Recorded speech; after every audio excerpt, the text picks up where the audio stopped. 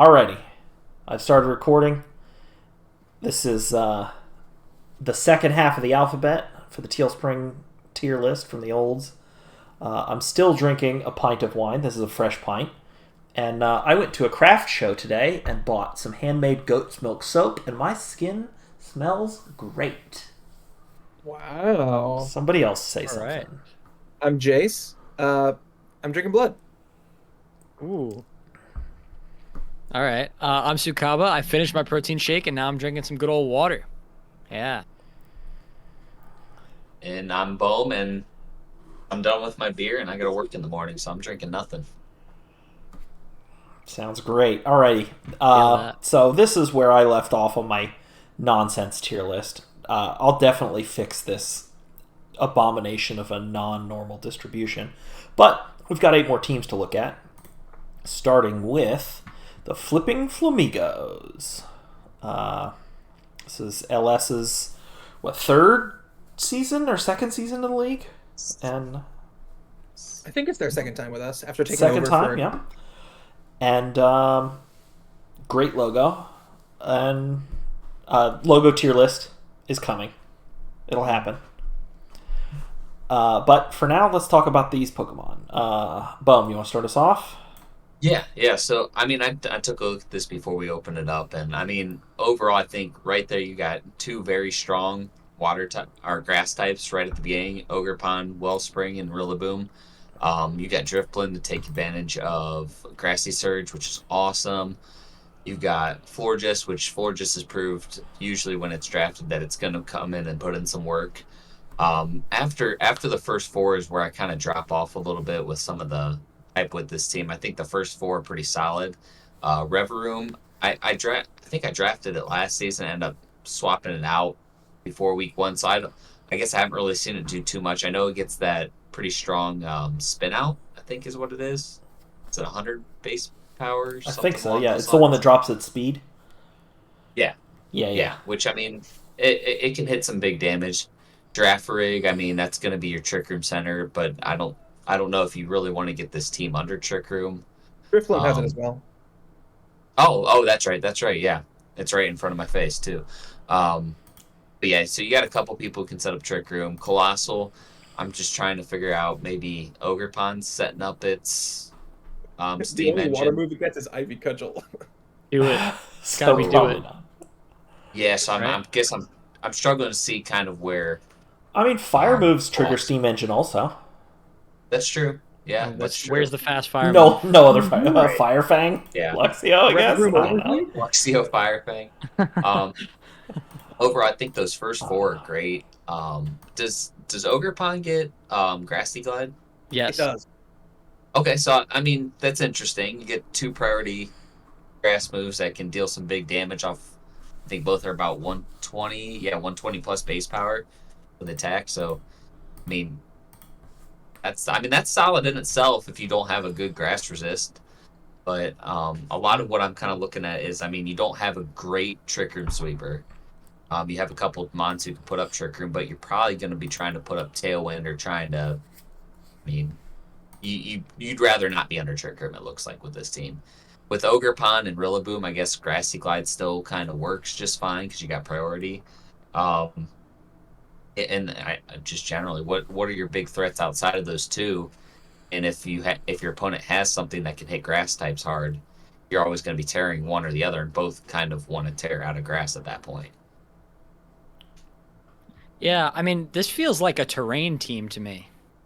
Mhm. Like, pretty much all his major threats have a cool interaction with terrain. Like the Ogerpon and the Rillaboom, I think the reason why you take those 2 back to back is so you can get the Grassy Glide on Ogerpon, probably. Like, and fake out support. You know, you could set up behind the Follow Me. Like, there's definitely some good stuff going on there. Drifblim, obviously, Unburden is really easy to activate when you have terrain, and then the Florges as well can pass an item to one of those powerful mons after they use a Grassy Seed, right? So like the first 4 have really good synergy with around the grassy terrain, and I kind of agree with you that some of these value picks are not. I'm not really seeing their place.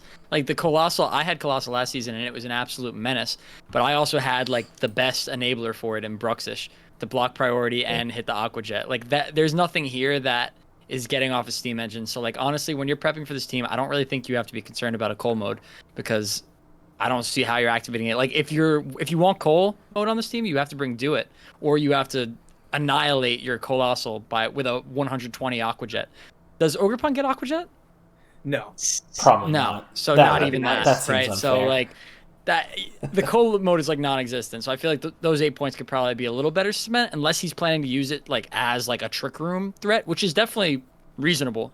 You know, it has good stats. It has that 30 base speed. You could totally run Flame Body Flash Flyer on this thing and just use it as like Iron Defense Body Press under Trick Room. Like there is options for it, but you are missing out on a lot of that cost, and that is baked into the 8 points when you don't have a good steam engine activator. And I think the other elephant in the room here is that Ogerpon Wellspring cost 30 points for this team. Oh, Yeah. Wow. Yeah. Listen, I mean, Was it a plus? it was a plus +3? 5. +5. wow. I believe. Yeah. So, you know, that hurts, I think. Like I think you really would like those 5 points to get like you could upgrade that Colossal, you know, with 5 more points to like a 13 Yeah, with point 5 mon, more right? points, the Giraffe Rig could be something better. Or Be like a Wordier the or something. Luxio You know? could be something real. Weirder was 11, but Oh, okay. I mean the general point stands, right? Yeah. It could be a better like a better Trick Room setter, or you know, Palisand could be like a real ground type. You could get like an Intimidator that you actually want to bring, something like that. If you had those Yeah, I other mean, 5 points, that's true. Like yeah. it feels like could we remove maybe the bottom 3 and see what this looks like? Easily and trivially. I think Luxio is real. The other two for sure we want to remove. Yeah. That's Intimidate. I mean, Intimidate's great. It has reasonable bulk with EV Light. It's Intimidate with Full Switch, so you can, you know, pivot it to get multiple Intimidates off. That's which is fair. good for the +1 Spadef Ogerpon. Yeah, I mean, it's. Yeah. I do think that in the collective mind of VGC players, because Gmax Colossal was so good, I think non-Gmax Colossal gets a little bit of like blowback. Like it doesn't even get the broken rock type move. Yeah, exactly, but like it's still pretty good. These are 3 all good abilities. This is a great offensive typing. I mean, base 30 is a great Trick Room number. I think Cole is still good, even if it's just like has to live on its own merits rather than be a setup monster. For 8 points, I don't know. But maybe not for 8 points, and maybe not on this team specifically. This was just in my brain because, you know, Sakaba's saying like, Colossal isn't that great, which I agree. It's like not great on this team. I didn't But say do it wasn't think- great. I said you're it. right. I don't think it's great That isn't when what you you said. don't have the threat of a steam engine mode. Yeah. I think that's Fair. part of what makes Colossal great. I think for a team that spent 52 points on their first 2 picks, almost half the budget, it has like a reasonable amount of depth just compared to like Electric's Yeah. team. I think Yeah, there's definitely. more options and versatility here, and the synergy. Something that you didn't mention, Sukaba. Florges' abilities, both of them are good. You can pass an item to a Grassy Seed, Rillaboom, or Drifloon. You can also Flower Veil to protect Rillaboom and Ogerpon from being Protect your intimidated. grass types, yeah. And from being statused, which is really strong. Colossal, I think LS needs to make a transaction here, because imagine this team if it just had a good Aqua Jet or Surf user. It gets crazy because you can Surf your Ogerpon for healing. You get the Steam Engine. You also get the Palisand Water Compaction weakness policy stuff.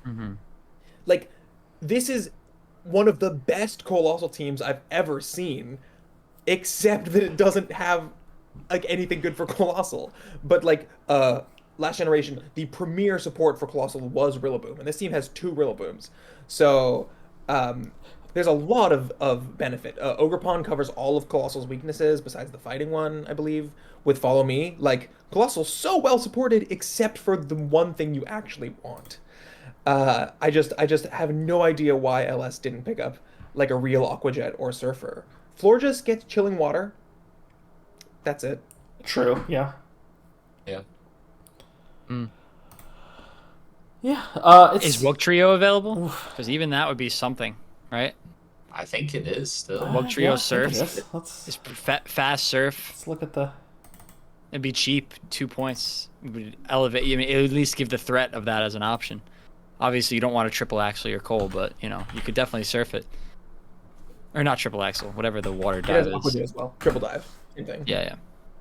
Woke Trio is not available. I believe Sly has it. Who we're going to be talking about in a few minutes. Yep. Oh, okay.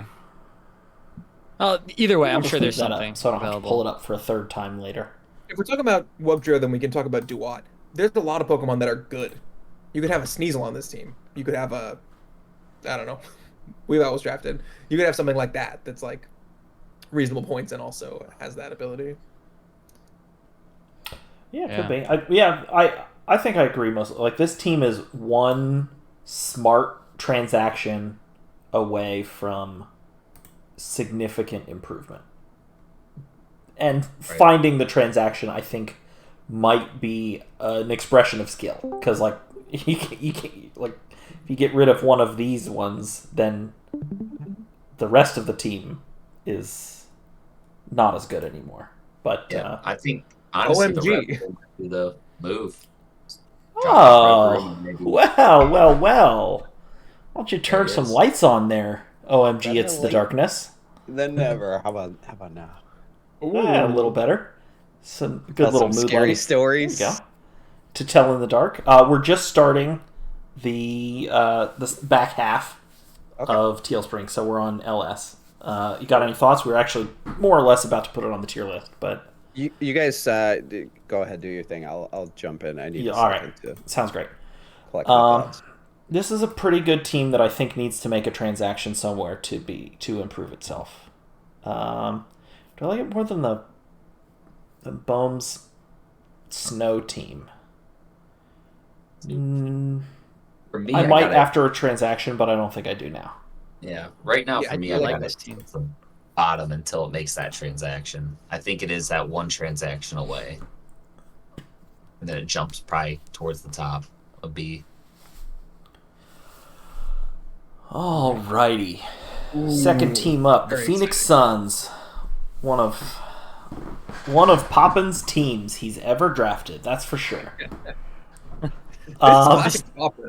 Yeah, it kind of is. This team is insanity to me. Like this is like so opposite of a team that I would draft, and I love it for that. Like I would never draft this team.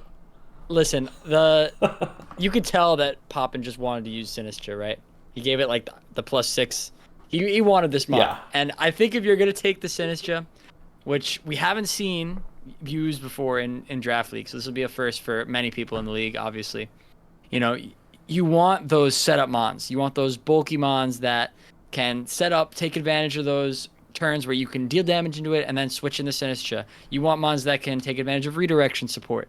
And I think Poppin definitely committed to getting some bulky boys that have setup potential, mainly in the Como-O, which I think is going to be a major player for Poppin this season. Como-O is a hot commodity in the other conference. All three of these. Like half the conference wanted Como-O, yet Poppin got it in round 6. So that's kind of fun to think about the difference between two drafts at the same time. But this team also has it's like oddly top heavy, like more so than you would think initially looking at it. Like he has 3 1 or 2 point mons, and then he has a Mienfoo, right? So like I'm a little unsure if that's like if we're talking about top heavy cores, like I don't know. I feel like it's missing that like damage dealer that doesn't need to be enabled by anything else, right? Like the Vikavolt has potential with Terra now. Like it was always decent, but I think now maybe with Terra, you could take away that bug type and give it a booster, and then it's kind of like the Rotom situation where you make it just a straight electric type with no weaknesses, with 140 special attack and boost the electric can be really, really strong. But you also want to set up Trick Room for that, right? And maybe that's Sinistra's job. But is Sinistra doing too much here then? Like, I don't know.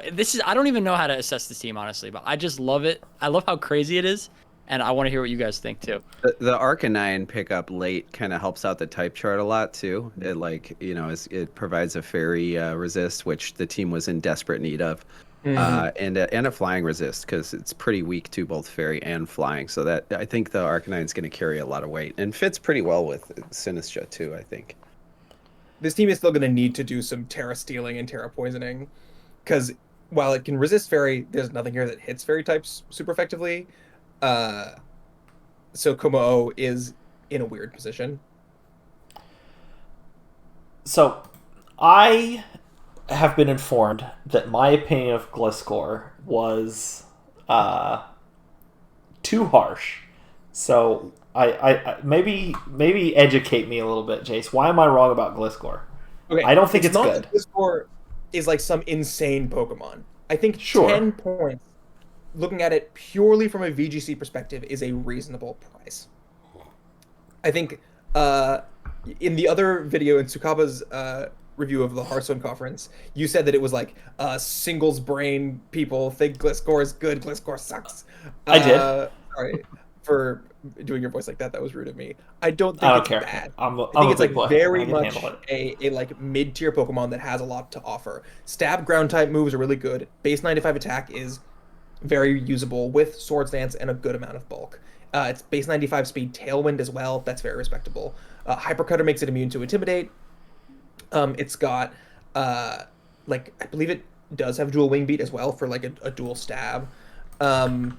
So like it does stuff. It's not gonna be the best Pokemon on your team, but it's like really bulky physically, really fast, pretty strong with good stabs.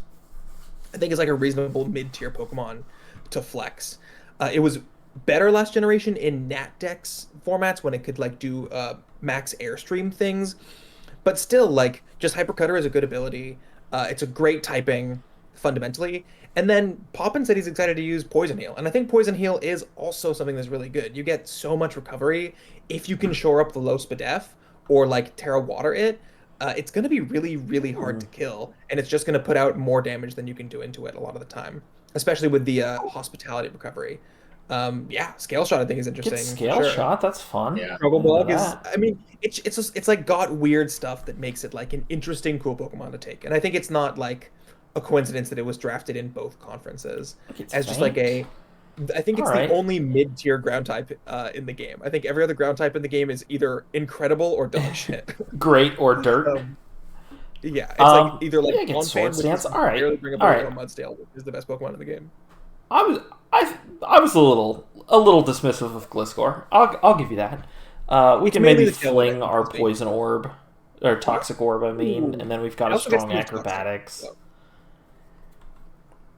It gets what? I mean, I actually like it on this team quite a bit. I mean, next it gets 3 decent abilities. It gets Sandbill next to Tyranitar, so you can kind of run it similar to how oh my gosh, who had him last? Kodamarin had Articuno last season. You could throw Bright Powder on it, throw up some Tailwinds that way. I mean, you could honestly, that's kind of scary with Scale Shot there too. Bright Powder, Sandstream up, Sandbill, Scale Shot. I mean, it's not, you're risking a little bit, but you can really get rolling if you get some lucky misses there. I mean, it's a good mod. It feels good. This is like fully a sand team. Does Vikavolt get a Weather Ball? It doesn't. Okay, but like it doesn't get it. Okay. You have Sandbill on Gliscor. You have Overcoat on Komo. You have Arcanine getting Intimidate plus Death Boost. Like, what a weird way to build this team. Yeah, I think we should talk about the team overall in terms of synergy. I think totally. like a little bit. A lot of 4x weaknesses, pretty physical heavy. Fastest Pokemon is base 95 speed. Very, very weird Poppin style thing, but also just has crazy damage output with Sinistcha. Not with Sinistcha, with Vikavolt, Tyranitar, Komo, and Arcanine, and then good kind of support with the rest of the pieces. Yeah, lots of good setup too to take advantage of the Rage Powder, right? Swords Dance, I just learned Gliscor gets. Tyranitar Dragon Dance, Komo gets like every setup move. It's crazy. Very weird team from Poppin. Yeah, but I think it can work. It's something. It's wild. It's wild. It's a short season. It's a new draft style. I think a lot of people were going for some wild stuff, you know? Yeah, Yeah. It's got some Pokemon that I like. I mean, Tyranitar, literally my favorite Pokemon. Como-O's fun. Arcanine Hisui has really grown on me over these last couple of seasons. Vikavolt, I've never been that into. It's fine. It really annoys me that Sinistcha and Poltergeist are backwards evolutionarily to Sinistea and Poltegeist.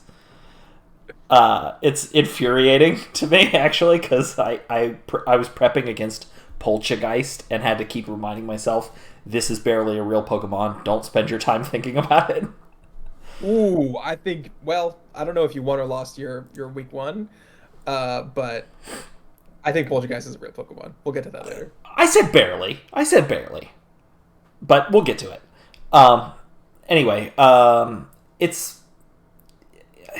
it is kind of weird though. So it's more or less a 5 Pokemon team, right? Or 7, I mean. Hisarcanine, Como, Bruxish, the Hakamodity, Tyranitar, Gliscor, Vikavolt, Sinistcha. I think it's probably pretty good, and I think it probably wouldn't do that well I think in a longer season, it would end up close to a 50-50 team. But I think if Poppin can spike a couple of really get his prep in and just outthink his opponent before the match starts, and then rely on those 50-50s for the rest of them, I think this could be a very strong team. I keep oscillating between this team is the worst one that I've ever seen, and this is Galaxy Brain incredible. That's what I'm at with this. I don't even know what to make of it. Yeah, I don't. It's a weird insane. one. I mean, it doesn't look very good to me. It's weird. I mean, I'm trying to divorce the coach from the team as much as possible because Poppin does some crazy stuff, and maybe it's great and maybe I hate it. I don't know.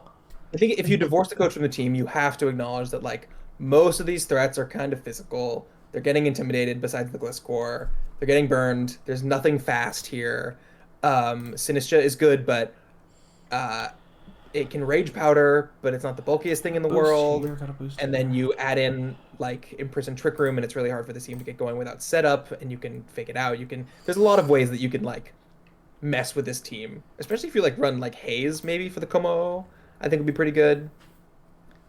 Just being so slow and so I think physical reliant is going to cause some problems. Should we tier it?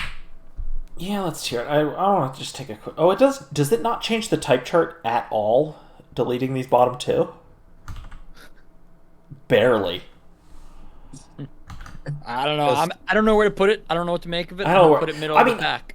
Yeah, I don't know where to put it means it's probably a mid-tier team, right? I put it in D tier, baby. Oh. Oof. I got it up towards the top of B. I like it quite a bit. I think it's got good sand synergy at least No, for I the think sand I like- mode, and I think burns are an issue, but at the same time, two of its threats, More. Gliscor can't be burned if it has Poison Heal, and Arcanine can't be burned, so that's takes a little pressure off. All right, I'm going to make some adjustments here now. That looks much more reasonable. Balance it. Yeah. All right. Yeah, I'm also coming in with no comparisons here, so it might be a little there's harsh here, 8 teams Papa. you didn't look at, but even so. All right. Okay. Blue team. I know, Balms, you said you were going to start this one off, but I forgot that this was the all Pokedex blue team. This is nonsense. This is silly. Now go ahead. Yeah, I'm honestly, actually, I did bid 9 tills that round, and I did lose that round to bid, and I'm a little more upset that I lost it to the all blue team. He does have Beartic though, but I mean overall, yeah, Beartic's great. Beartic's great. Overall, I mean, for just being a blue team in general, I mean, I think it ended up being a pretty solid team. It's got, besides Fampi and Finizen, I think it's got some use on across the board. I think I don't quite see the snow mode being great with Ninetales. I feel like it might be a little, and that might just be because I'm a little upset I missed out on it. Ice Cube and Bear Tick are the two that kind of benefit from it, and I don't feel Bear Tick's great. I definitely think Bear Tick's great. I just don't feel Ice Cube's a top mon or a top threat really. Um, Quaquaval and Garchomp always strong physical attackers. Thunderous Prankster's always going to give you some issues with Thunder Wave, and I think Wild Bolt Storm's okay spread move. I mean, you're probably not hitting it 100% of the time, of course, but I kind of I don't know. After that, it kind of gets a little weird overall. I'm just trying to see what I guess it has a way to stop Trick Room there. Does Wild Bolt Storm get less accurate in snow like Blizzard does in Sun and stuff like that? It does not. So it's just 70%, 70%. So you're going to hit one of them on average each turn? It's 80. Oh, it's 80, not 70? Okay. 80. Yeah, I guess the more I look at it, the more I'm just kind of trying to figure out what modes are going to come. Besides the snow mode, what kind of pairs well together? Thunders can, of course, disrupt. There's some Thunder Waves out to make Quaquaval and Garchomp go first. But besides that, I'm having a little trouble figuring out where the synergies lie a bit. There's some bit there. Yeah, I think that if you're gonna, I don't think this is like a weird Ninetales team just because you don't have like snow abusers. I think Ninetales is kind of has its niche where like, there is snow abusers, but like, well, I'm saying like, is the best water type on the team. Yes, I'd say. Yes, I'm just saying that like, Bone was saying like, oh like, the snow mode is just like Beard Tick and Ice Cube's not really an option. I'm just trying to say that like Ninetales does not need snow abusers to be good because it's a mode in and of itself. Because it gets Aurora Veil. It's fast. It clicks Aurora Veil. It boosts its own accuracy on Blizzard, and it boosts its own defense. Like that's all you need. And like now that snow doesn't have chip damage because it's not hail anymore. There's really no downside to just having it up on your team. Like I don't think you necessarily need to have like the Baxcalibur, like that major ice threat that's getting the defense boost. Ninetales is gonna set screens. It's gonna enable Quaquaval to live a hit, get a boost, the Aqua Step. I had a lot of success with Quack under screens. I think it's really, really good. It's probably the best way to use it, in my opinion. And, if you are running that Ninetales in a more supportive way, maybe you're throwing an Icy Wind on there, you've got the Aurora Veil, it opens up Thunderous to be more of an offensive mon as well. Like, you have that Prankster, but you also have Defiant, right? Garchomp and Quack will attract a lot of Intimidate. If you have Thunderous out there with Defiant, you're kind of eating that, getting the attack boost, throwing out Wild Bolts that's special, isn't it? Wild Bolt. Yeah. We can also just be discharging, right? Thunderous Garchomp is a strong discharge mode too. Absolutely. Yeah, probably one of the best. I think a lot of the attackers on this team are really going to appreciate having that Aurora Veil set up. Ninetales is going to be very strong on this team. I feel like Bear Tech is not a real Pokemon. I know everybody thinks it is, but as somebody who tried to use it, it's not as good as it sometimes looks on paper. It sort of requires a Terra a lot of the time, especially when you have it on a team with Tornadus and not an automatic Hail Setter. That is true. So I guess that does change things. But I mean, 50 speed, it's going to be outspeeding a lot of things. There'll still be some stuff that goes faster than it. It's still susceptible to things like Fake Out and then dying because it's ice type. It's nice to sometimes you want to run like Terra Ground Earthquake, but you have Garchomp on this team. You don't need to do that, right? I'm not saying Bear Tech is useless, but it's not as good as sometimes people get credit for, in my opinion. I want to maybe offer a dissenting opinion. I think this might be the strongest team in the conference. Whoa. Okay. I'm sure that's coming out as a hot take. I just convince me. Synergy-wise, I think Bohm kind of posed a question of like, what are the modes this team has, and I think here are the answers. Is obviously, like has been mentioned, screens plus Garchomp and Quaquaval is really good. We have the hail stuff with Bear Tick. I really believe in Bear Tick with the snow buff. It's not frail. You have a second ground immunity in Azelf, so you can do like Choice Band, Earthquake stuff with Garchomp and have it not be an issue. I think Thunderous also gets Weather Ball, and that gives Thunderous a Bolt Beam coverage option, which makes it way scarier in my opinion. Yeah. And Azelf we haven't really talked about at all, or Carbink. Both great like imprison trick room guys. And then his elf also just like puts out a lot of great damage. This team I think can really benefit a lot from you can do like an Azelf explodes, knocks down 2 Pokemon to 80% kind of thing, and then Quackable can Moxie sweep the rest of the way. I think Ice Cube being high up on the team in terms of like draft order makes it seem bad, but the top four actually being Thundurus, Ninetales, Garchomp, and Quackable, this team does lack a lot of like defensive tools, but offensively, I think it is super duper scary and has a lot of great synergy. The fairy and rock weaknesses kind of turn me off a little bit too. I think it's a very solid team as well, but for me, it wouldn't be a top team just because there are some pretty exploitable weaknesses that I'm seeing here. I'm not as worried about the rock because of Garchomp and Quackable and everything else getting a defense boost. The fairy weakness is definitely. I mean, Wave Crash on Beartick. Beartick gets Wave Crash? What? I think it does, doesn't it? No, it gets Liquidation. Oh, Beartick's trash. I thought I had Wave Crash. No. Boo! Oh. Give it Wave Crash. Game Freak are cowards. Make Beartick a great Pokemon. Make Beartick great again.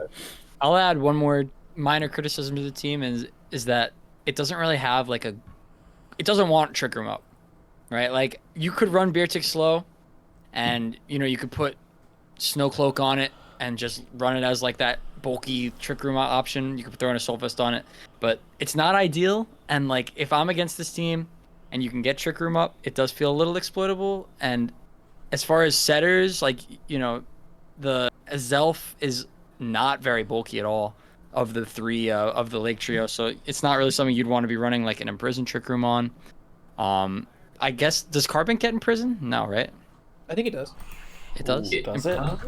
So maybe that's like bulky Imprison Trick Room then. It does not. No, it doesn't. Oh, wow. So, Cool. not that you necessarily need Imprison Trick Room, just I Azelf don't know. does, though, I'm just doesn't saying it is if we're gonna point out weaknesses, I think that's one to make note of, is that it doesn't have a good slow mode. Yeah, I agree. There's not a good slow mode.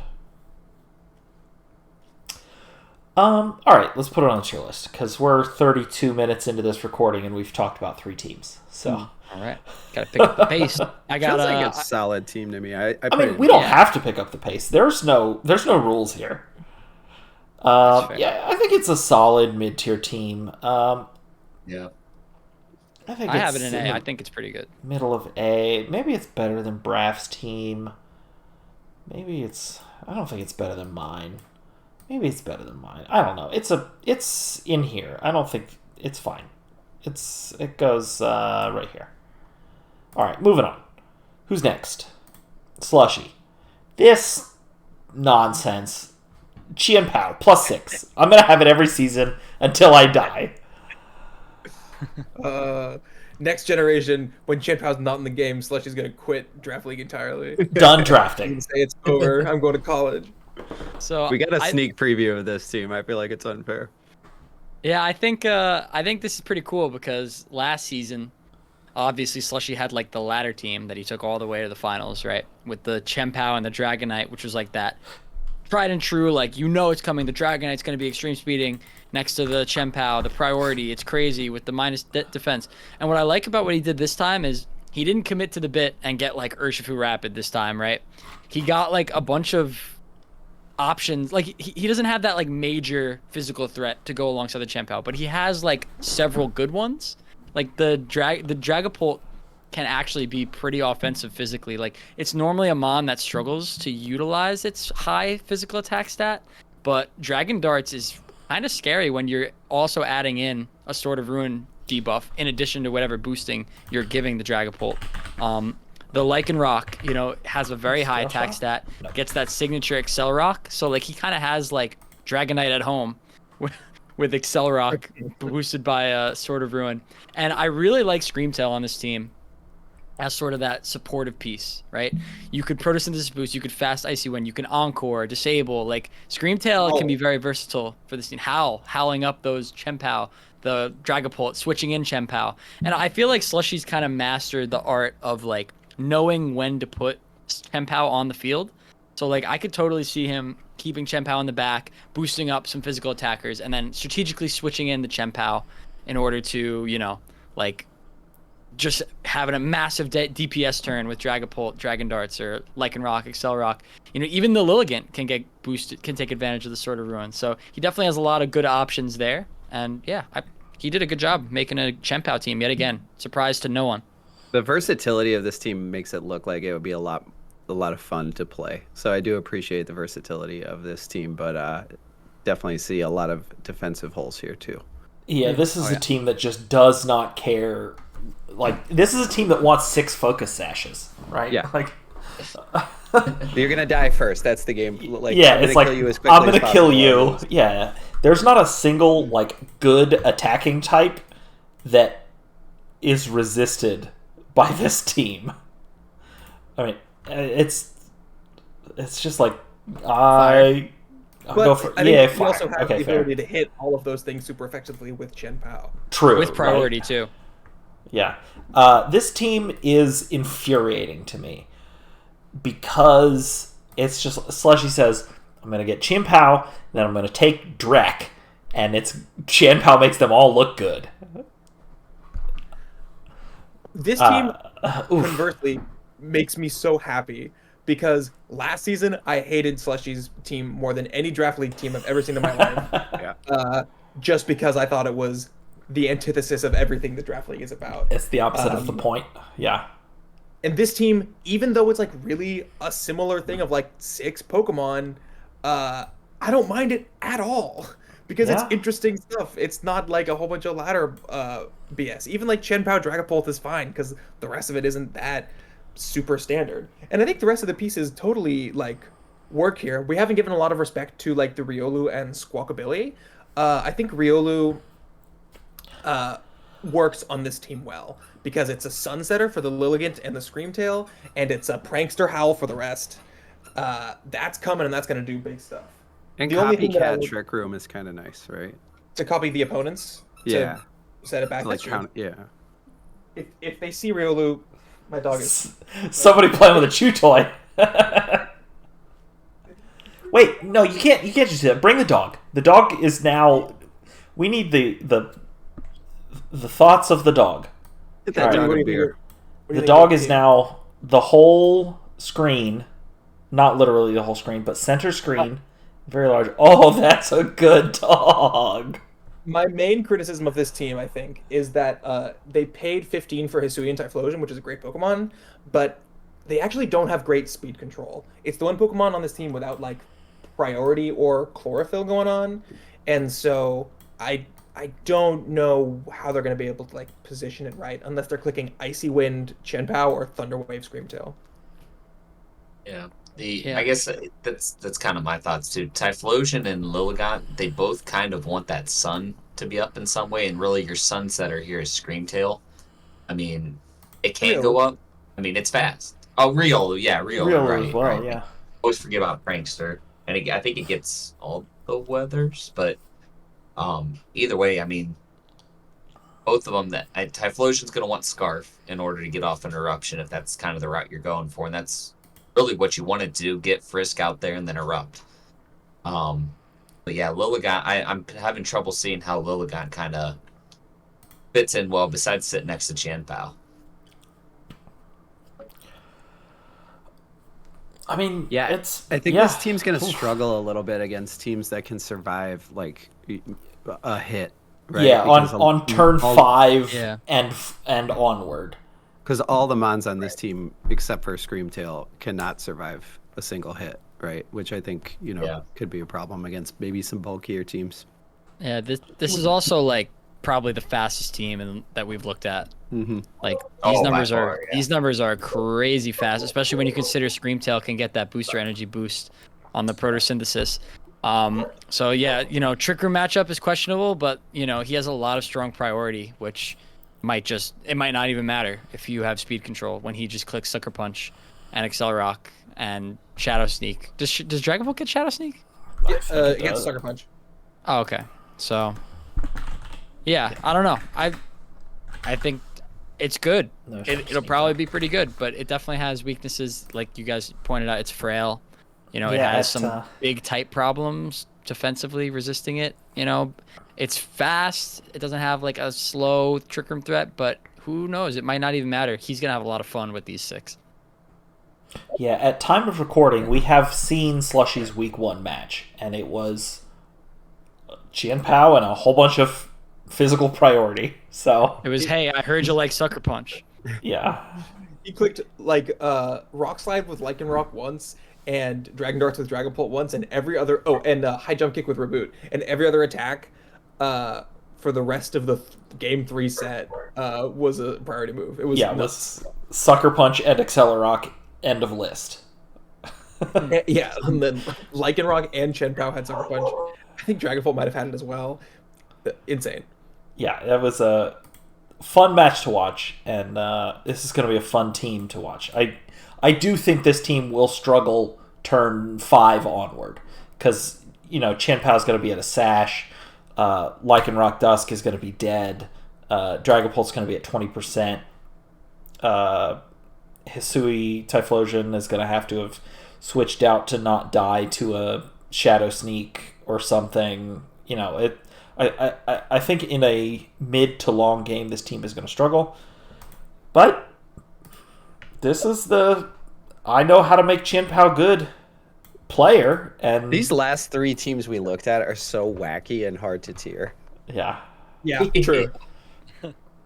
I'm putting it at top of B. I think it has a lot of potential. Yeah, I think it's pretty good. It might be. I think it might be great.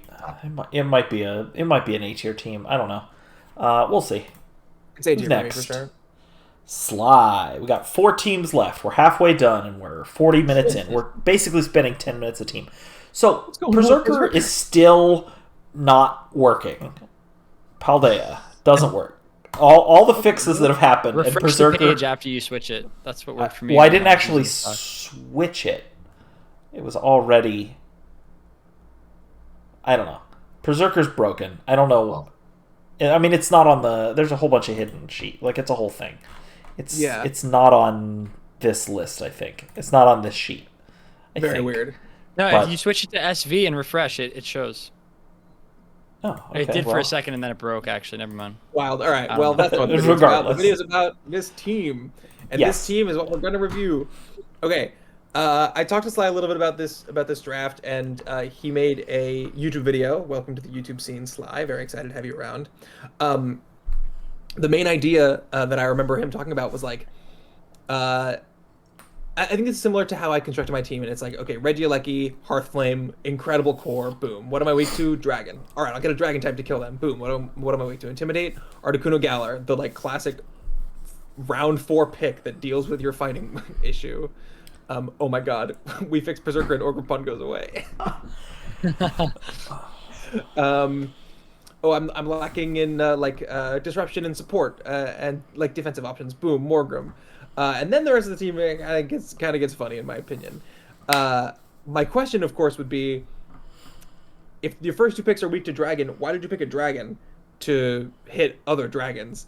Because if they have a Pokemon that can still outspeed Haxorus at -1 after getting Electrowebbed, then the Dragon issue is not addressed. Ogerpon does have Play Rough, so it's reasonable. I think looking at the team in its totality, though, Regieleki we're going to be able to see in Gen 9. I don't think we've seen it drafted for the entirety of Gen 9 yet. It's been legal for a few seasons now. And I think it makes like a good combo with Ogerpon. Ogerpon's moves are resisted by... Or it's a grass type, so it's hitting ground, which is the type that's resisting Regieleki, and that's just really good synergy right off the bat. I think the offense is pretty potent here. He's got 1, 2, 3, 4 Pokemon, all with great offensive stats. Transistor being how Aleki gets offensive, and max investment, Modest and Adamant. And then Berserker and Crawdont and Girder all have multipliers on their offensive stats as well. So Sly definitely having the ability to get his speed control with Articuno, Morgrim, Tail, Thunderwave, and then obviously the E-Web from Regieleki. Trick Room, I think, is not as solid here. And when you have a Crawdon and a Berserker and a Girder, you want the Trick Room to be better. Articuno being your only setter, I think, is a concern that I have. But overall, I think this team just like it's mainly going fast and hitting really hard, which Sly is good at doing. It has just enough like defensive synergy and ability to get some switches off and manipulate the like game state to get into advantageous positions that I think this team is going to be pretty successful. That's the take. Yeah, I don't know. I like some stuff about it, right? Regieleki is a Pokemon that gets taken in every mock draft and no real drafts. So it's nice to finally see it in a real season. Galarian Articuno, I think, is like the worst Pokemon you're fine with taking at its point. Like it's this weird Pokemon where it's like it's never quite where you want it to be, but it does so much that you kind of want it anyway. This is a lot more clear and makes a lot more sense in my head. Hopefully, you all also understand what I'm getting 100%. at, right? Yeah, like this team feels like pretty hyper offense in a lot of ways. Not as hyper offense as Slushy's team, but it feels like it has some better defensive options. Not that those teams are like a 1-to-1 comparison, but this team definitely wants to kill things quickly as well. But I feel like it it has like some better switch-ins than like Slushy's team, for example, which I feel like everything just dies no matter what if you're Slushy. Yeah, I think if I was ever going to take Berserker, I would definitely take a Pokemon with a very strong Steel-type attack to take advantage of Steely Spirit. And Sure. the fact that basically nobody ever does... Like, people take Berserker because it's cheap fake-out, when I think they should be taking it as a Steel support mon. With Yeah. Golden Go or something. Yeah. Something. It is like a Or, slow Cinderace Ironhead. Or... Sure. Like, just something, like a strong Steel-type attacker to take advantage of Steely Spirit. And it never gets taken that way. And I don't know that I have any larger point to make about it, but I think maybe that's something for somebody to keep in mind in the future season. Ogerpon also helps a lot defensively, like giving things the ability to set up, to get a Dragon Dance off or to get your Trick Room set up with Articuno in those rare situations when you want it if you're Sly. I feel like that adds a lot to the team as well. Yeah, I think it's worth noting that Hearthflame is probably playing a very offensive role on this team, more so than the bulky support. Like, obviously, you're clicking follow me in certain situations, but Hearthflame is the one that gets the attack boost when you tear it, and it has really strong. Fire is probably the best offense. I guess the water is a good offensive type too, out of the three types, and rock. I guess they're all good. They're kind of all but, good. Yeah, whatever. But still, yeah. I mean, Lukewarm take from the doing a olds. lot of damage here, I Ogerpons are think. good. Like, it feels like it's almost like reliant on Hearthflame to be doing damage into a lot of matchups. Like, there are other damage dealers, like the Berserker. Ironhead could be really strong. The Crawdon could be really strong. You do have some interesting, like, own tempo, Morgrem, Swagger, Mudbray, weird stuff too, potentially. Like under a Trick Room maybe. But as Jay said, the Trick Room mode, the setup is not necessarily as strong as you'd want. And, like, yes, Haxorus has that amazing 147 attack stat, but I've personally been underwhelmed by Haxorus' performance in Draft League. Maybe that's just my take on it, but I don't know. I just feel like maybe he's going to be a little too reliant on Hearthflame to be doing damage. Maybe that's a bad take. I don't know. It's my opinion of this. Could be, yeah. It's a weird team to tier. This whole back half is full of teams that are difficult to judge. Maybe so as we've been going through all this, I've kind of been thinking like maybe our calibrations are kind of all off because of the way that we pointed everything and also the amount of points we have. Like, there just might be something kind of off in how we're looking at all of the teams. but I can't really get my hands on exactly how to fix that. Like those, the teams are all like a little bit heuristics. weird. They're Yeah, all and I get what weird you're a saying. little bit. Yeah, all the teams are a little strange and also just a little bit not as good as in like the previous And- format where we had a lot of points and things were cheaper, right? So I get what you're saying. Yeah, in a 10 more format points, where we're always talking out of our asses and basically everyone should ignore what we say anyway. I think that's especially true this season. Having said all that, Dolphins draft analysis, It man. also is making this season so interesting already. The fact that like, oh, all these teams are like so wacky and weird, and it's like we think that some of them aren't good. They're going to end up being really good just because of kind of like you were saying, like because of the total points each coach has and how Chen Pao's 27 points. Like that hurts the rest of Slushy's team so much, you know? Right. all right, where's the watch list going? This team is weird. I don't know. I mean, it's. I have it at the B bottom of my tier. very short. I think B it's tier. around where mine is, and maybe that means LS I have has it to in go a- down I have one. it in a similar spot. Yes, maybe it's better than mine. I don't know. Ogre Pawn Hearthflame is like very good, and I don't have any point. I don't have any mons that are that immediately impactful. So yeah, it's probably better than my team. All right, so we got 3 more. Tuxmux, Sukaba. Tell me what you think of Tuxmux's team. I like it. I think this is a good Tailwind team. Great, let's put it on the Like, tier list. No, I'm kidding. S tier. I feel like if you're gonna like, this is what I've always said. Like, if you're gonna invest in premium Tailwind, whether it be a Prankster or like a Talonflame, or like just a really fast Tailwind, I think it's always a good idea to have good mons in like the 70 to 90 speed range, because those are the mons that I find take advantage of Tailwind the most, because usually those stats are distributed into other things that you would normally be losing if it had speed instead, right? So like the Samurott, it's really bulky, but it's hard to get it to go first with 85 speed. So like that's an example of like a good Tailwind mon in my opinion. And the Brambleghast is obviously a great partner for the Murkrow. I think Beebrav had that combo last season, and it put in a lot of work. The Wind Rider boost, can be really strong.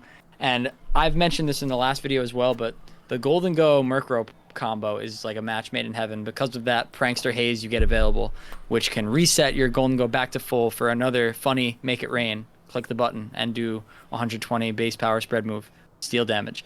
The Dust Noir I also think was really good value. I think it's nice to have Frisk in Draft League, and I think this thing is absolutely solid for 9 points.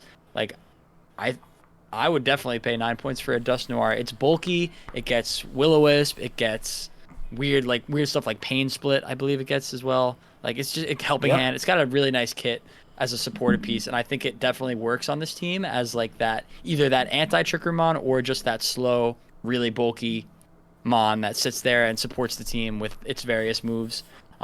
Some of the picks on here I don't really understand. Like, I don't think. I mean, I guess it's the picks I don't understand are the 2-pointers. And maybe that's just because they don't matter. But like, Zweilius is never coming, right?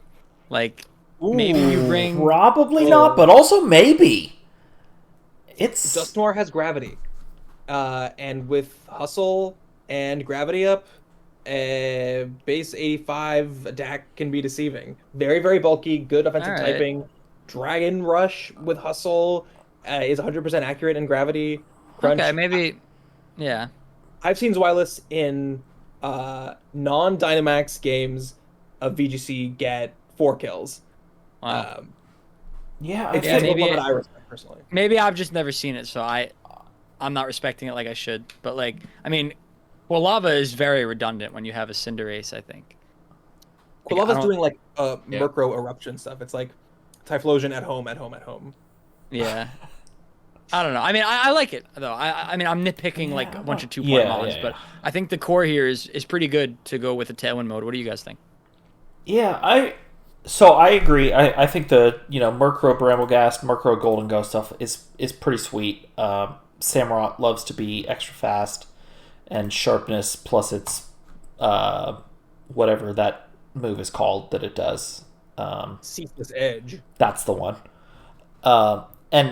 so as a result of the fact that there's like these very good setup plus strong Pokemon combos, I am not like I'm more close to Sakaba than Jace on like Gravity Zweilous. Gravity plus Zweilous is cute, but also there's just much stronger, more reliable two Mon combos here in terms of just like get something going.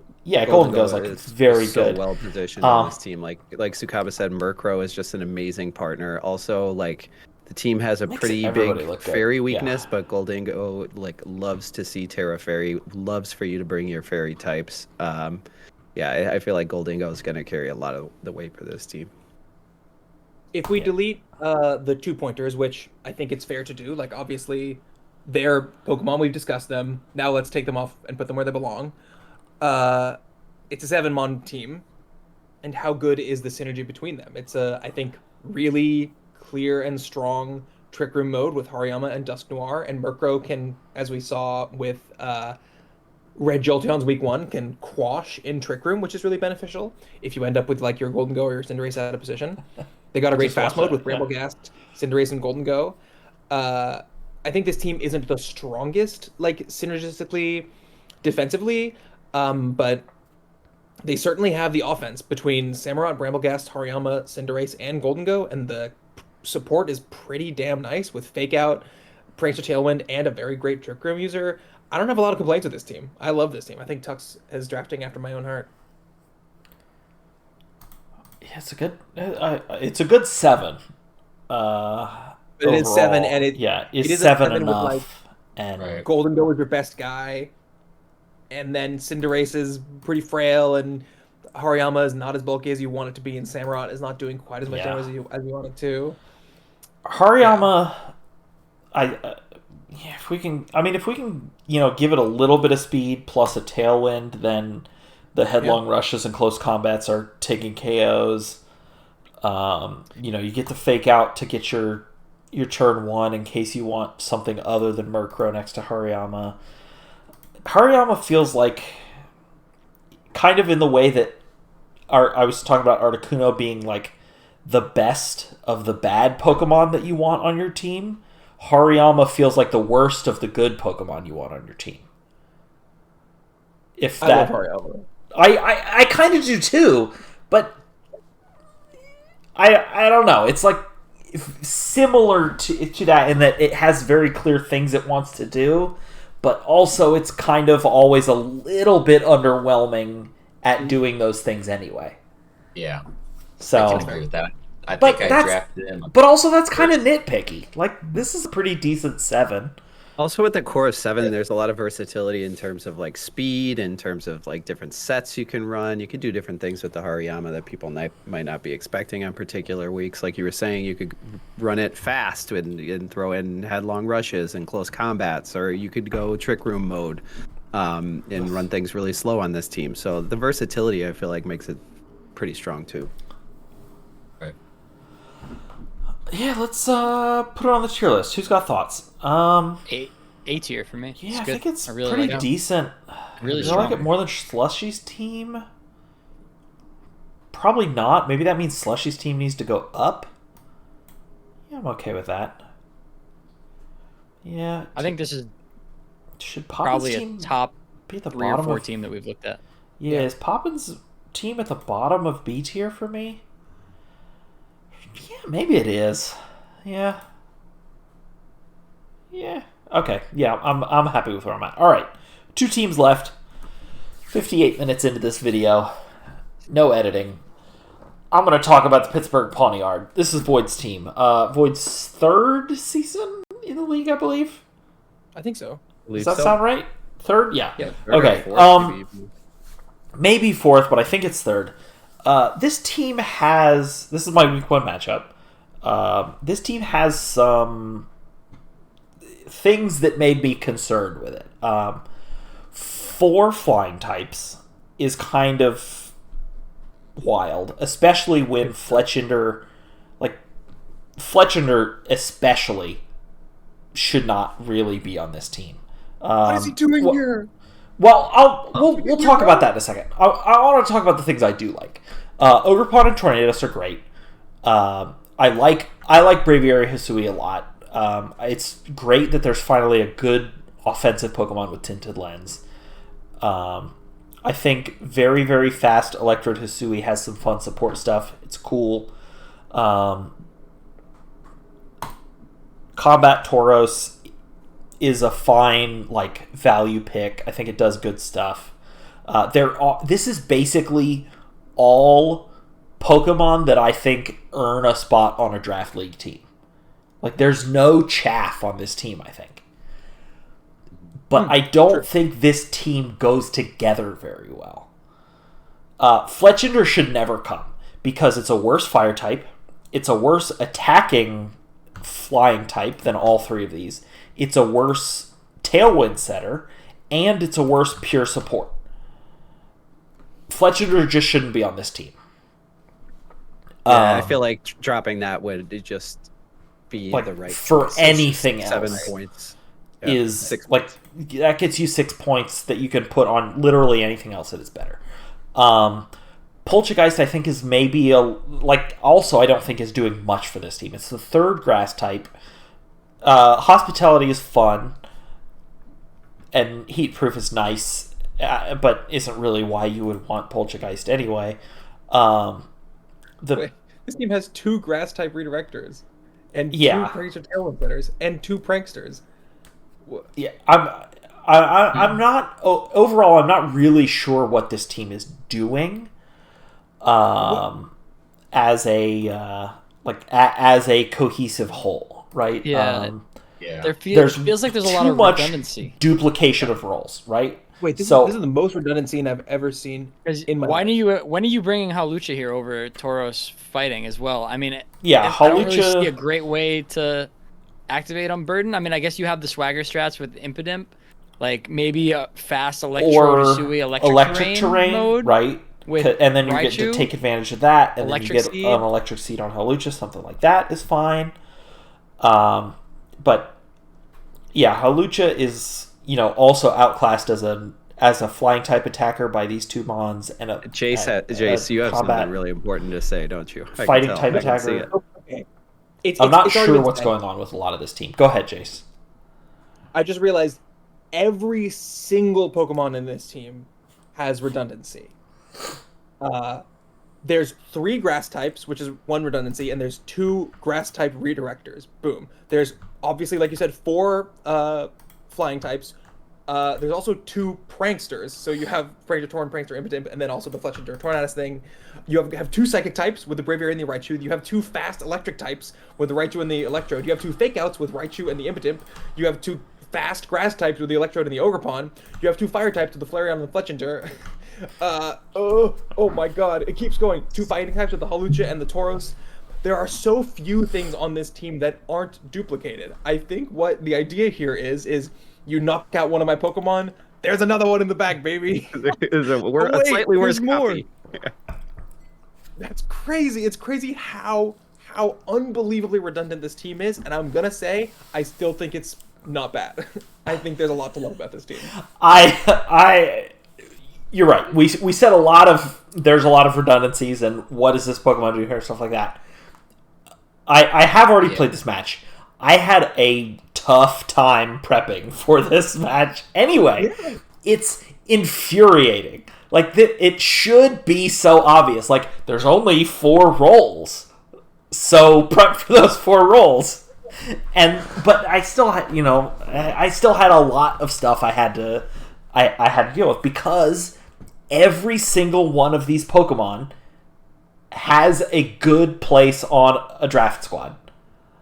But a lot of the consistent offense is just coming from a couple of the mods. Wait, hold on. Okay. I have an observation. This mon has only 3 Pokemon that were taken with double-digit point values, and 2 of them were 20 plus, and the other one was a 10-pointer. This is an entirely low-tier team, aside from the top 2 picks, which is interesting. And I think that's maybe why we're lacking that consistent offensive option, is because there's so I think if to make this team better, you could honestly cut like some of those redundant rolls that cost like 8, 7 points, and then get like another like really strong mon, like tier up a little bit. I don't know. I think that's how I would make this team better with a transaction or two. Yeah, I think this is a team that should make all 4 of its transactions. Because there's just a lot. I mean, there is exclusively redundancies. Right. There's 2 big things I see on there, and it's pretty frail team overall. And it, like we've said earlier, what really its threats are Ogerpon and. I mean, really, Ogerpon's the one you're looking to deal damage. Ogerpon, Torn. Torn can deal damage, yeah. Torn Braviary, can deal damage, Raichu in electric terrain. Yeah. Halucha with a swagger boost. Halucha with a swagger or something. Yeah, Halucha with something. There's 2 Flareon on turn 2. After a... Right. But, I mean, Flareon has to use Toxic Orb, which is less than ideal, but regardless. Flareon's got base 130 attack. I don't know about turn 2. Well, true. Yeah. That's fair. Yeah, I mean, it's got good stuff on it. It is, like I said, it is basically exclusively good stuff. But mega weakness to rock, mega weakness to ice, mega weakness to flying, and a lot of the redundancy plays a big role in that too. Yeah, I think the redundancy is the problem with this team, and a few. I mean, I think 4 changes. I don't necessarily know what the changes are, but I mean, it's a big draft board. There's lots of available Pokemon. Like, changes could happen. Fletchinder has to. Fletchinder has to go. That's the most egregious example. Yeah. I mean, I think the Poltergeist also has to go. I don't see why you're ever bringing that to redirect over Ogerpon. No. It's Trick Room. It's the Trick Room setter on this. It says Trick Room. Yeah, but that's. I mean, turn Fletchinder into a low-tier Trick Room setter, and then you can also get rid of Poltergeist for something else. Yeah, so this is a team of good Pokemon that needs to make changes to be a great team.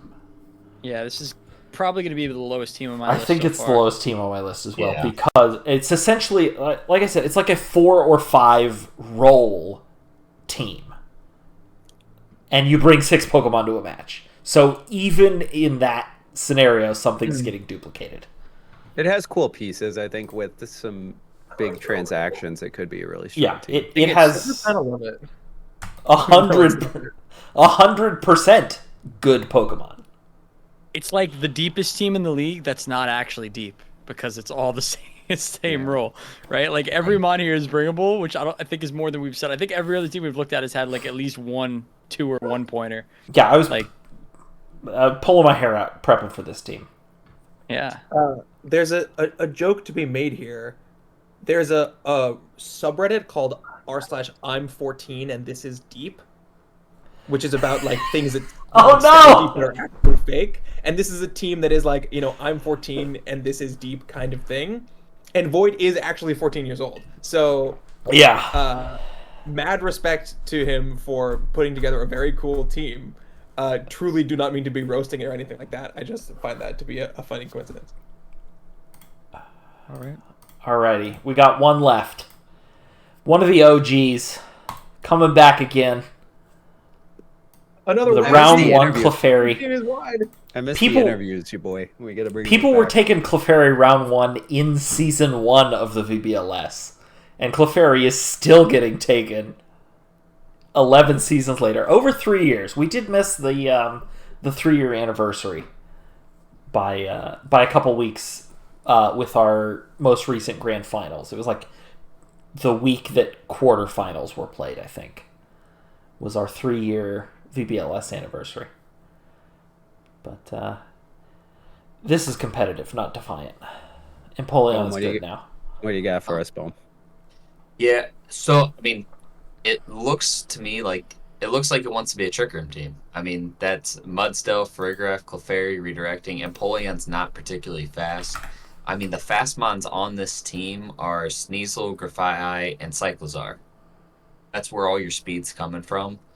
What I'm struggling on first glances to see, besides Mudsdale, who's really that heavy hitter that's going to come out and put damage into your and threaten your opponent at this point. Grafai feels it feels a little weird. I mean, it is a prankster mod. It does get some decent moves. It feels a little odd here because it doesn't really have anything like, to me, when I look at Grafai, I think of Doodle as one of its signature moves. And what is it kind of pulling here, and what's it trying to do for this team? I mean, overall, I mean, Friggraph's always great to have. I like being able to stop priority, especially after what we saw last season where priority really reigned supreme there. I think Empoleon can be a good mon. It takes something to kind of lower its trigger that competitive a little bit. Overall, I'm struggling to kind of see where it really fits in because it has a few fast mons. Like, what is Sneasel's purpose here? Is it trying to trigger something? It's trying to make me do some kind of weakness policy thing with Mudsdale, with Ice Shard or something along those lines? But again, you want Mudsdale under Trick Room, so it's not going to be something you lead with. And just trying to piece together what 6 are going to come. And I mean, maybe that's good for your opponent to try to figure out in prep. But I just don't see what the main threat is here.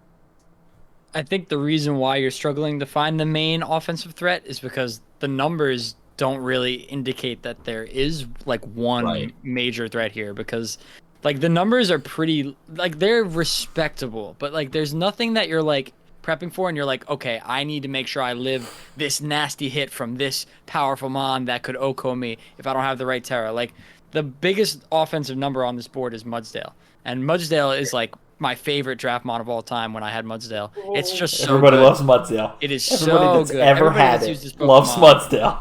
Loves the best it, right? thing about Mudsdale is how it's a great mon number 3 or mon number 4 on a team, and it's always consistent after your best mons have opened a hole for it. And where is the best mon on the team? Doesn't exist. It's Mudsdale.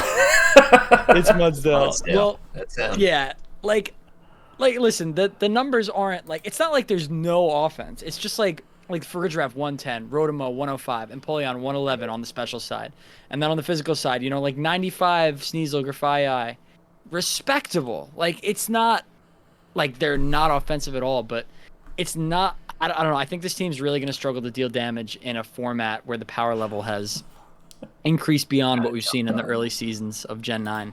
So it's once again, it's another frailer team. I know it doesn't look it at first, but if you take that Alomola off, and I can't barely say that name, it drops that HP down quite a bit. I mean, I think it's got some other bulk there, but it makes those numbers a little bit lower, and that's not really a mon you're looking at to be a threatening presence. Yeah, right there. You're down to 70, about 75 across the board. This team is pretty goofy. In just that it's like a whole bunch of fun Pokemon without a lot of clear synergy and without a lot of actual like good offensive options. I don't know if I've ever seen a team that is more like passive without really having like super like defensive stall type Pokemon. It's just like a bunch of like Pokemon that fill holes and perform like great on a team without anything there to be the cheese. It's just the holes. So in the Hearthstone conference, I talked a lot about teams full of first and second picks and 8th and 9th picks. This is a team full of 4th picks. Yeah. Like this is, I mean, exactly. Well, I mean, I don't think Clefairy ever goes in round 4, but it's like so it's a first pick and then a bunch of 4th picks, right? And then there's the Cyclizar trap. And I mean, it gets picked every season, and it's bad. It comes to one game and dropped, or it never comes, or whatever. The Cyclizar trap. I know I'm going to fall into it one of these days. I know I'm going to pick Cyclizar sometime, and somebody else is going to take this. Might have been to have Clefairy, Friend Guard, follow me, and then things are bulky enough to live a hit, and then kill things in 2 to 4 hits. But I'm just not seeing enough offense from this team. The problem with that too is like if you're going to commit to that, where it's like, okay, I have Friend Guard, I have Redirection, and I don't have particularly offensive mons, you would like to see more scaling offense, which you don't really have. Like, your scaling offense is like, okay, yeah, Mudsdale you have beat up Sneasel Mudsdale, right? Body press? Is that a thing? Fairy's on the field. Could be. You have Mudsdale Empoleon scaling with competitive, but you have no control over that most of the time. So, like, that's kind of it. I mean, Rotom can nasty plot, but Fargraph can nasty plot. Yeah. I mean, you can like, I don't know. Maybe I'm just missing that. Like, this mon clicks its setup move, and now it's the scariest thing on the field. Like, I don't really see that. Yeah. I like Baxcalibur or something. I feel like would really change his team, something like that. Yeah. I think it's the biggest casualty of the 110 points instead of 120 points. I think your boy was drafting as if there was 120 points, and then realized, I don't actually have any points left, and I thought I had enough points to get like my big centerpiece. Spout, save me. Yeah, so like this Rotom should have been a Thunderous Therian or something, or Altaria should have been like a very scary dragon type, something like I know what you're talking about, where it's like, I'm gonna take my good supports, I'm gonna take the Pokemon that just you throw the saddle on its back and and the team rides it. Empoleon is good now. Sneasel has fast. Like, I see what you mean. And then it's like, oh no, I don't actually have points for a good dragon type. I can't take Baxcalibur, or I can't take Garchomp. Well, those were both taken earlier, but you know, whatever. Or a great flying type or something, and I think you could take that Rotom and that Grafai and, possibly Altaria, make a transaction and pick up. You've got Hydreigon sitting right there at 19. I think give you a decent Fairy Steel Dragon Core. It's a solid mon. You can pick up a couple other ones with that. It would mix up the team a little bit and give you a little bit more of an offensive threat right there.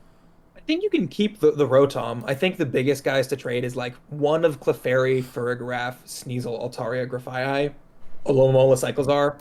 Great. That's most of the team. All of those Pokemon are supports, like, fundamentally. You can definitely drop Cyclizar, Alomomola, not lose anything. Altaria isn't causing that much points, so it's probably fine to keep. Sneasel, when you already have Clefairy and Farigiraf, you really don't want another, like, Pokemon that's mainly doing support stuff. I would say you probably want to get rid of Sneasel and Grafai and Alomomola and Cyclizar.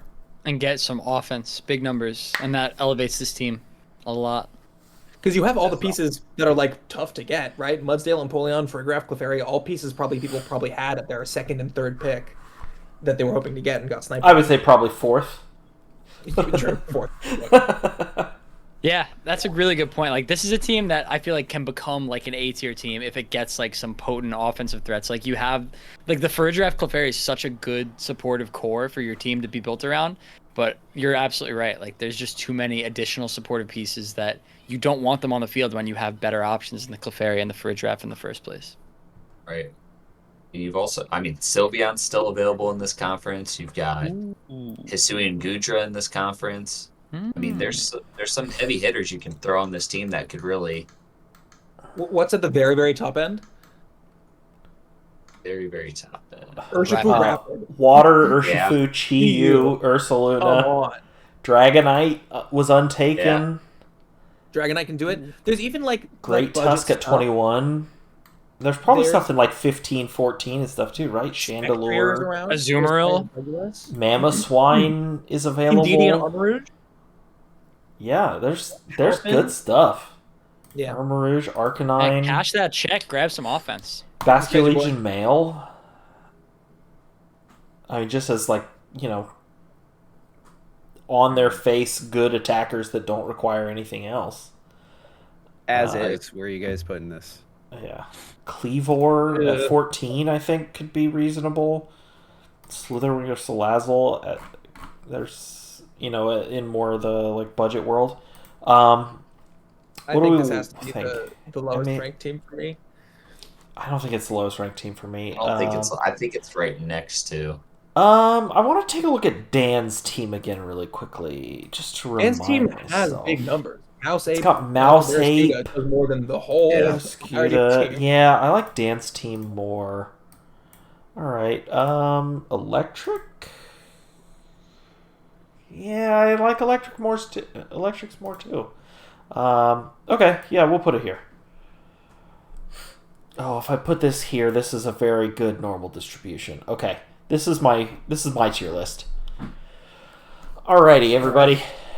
We have tiered 16 teams across 2 videos.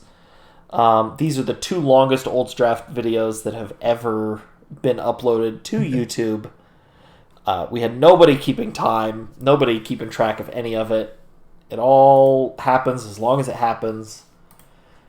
It was a lot of fun, and Mudsdale puts the team on his back. Anybody else have any closing thoughts? Love you guys. Love you too, Daddy. Look, All right. In the is the recording over? Nope, we're still going. I just have one question, which is, now that we've seen both conferences, does anybody see any responses to neutralizing gas? and we're done. Okay.